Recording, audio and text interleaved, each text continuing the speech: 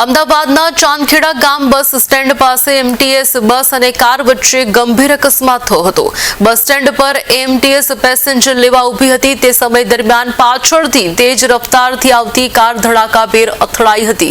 અકસ્માતમાં કાર ચાલક પાસે બેસેલા વિકાસ શુક્લા નામના વ્યક્તિનું મોત નીપજ્યું છે, જ્યારે કાર ચાલક પ્રકાશ કુમાર સિંહ અને બસમાં ચડતા પેસેન્જરો ઇજાગ્રસ્ત થયા હતા। કારની ટક્કર એટલી જોરદાર હતી કે બસ 10 ફૂટ આગળ સુધી ધકેલાઈ હતી। આ સાથે કારમાંથી એક દારૂની ફૂટેલી બોટલ પણ મળી આવ્યું હોવાનું સામે આવ્યું છે।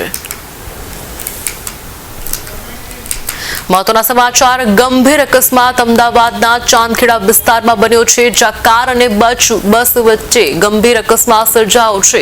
કારમાંથી દારૂ પણ મળી આવ્યો છે। ઘટનામાં એક વ્યક્તિનું કમકમાટીભર્યું મોત નીપજ્યું છે।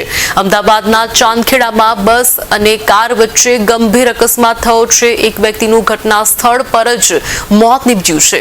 એક વ્યક્તિની હાલત હજુ પણ ગંભીર છે, જેને સારવાર અર્થે હોસ્પિટલ ખાતે ખસેડવામાં આવ્યો છે।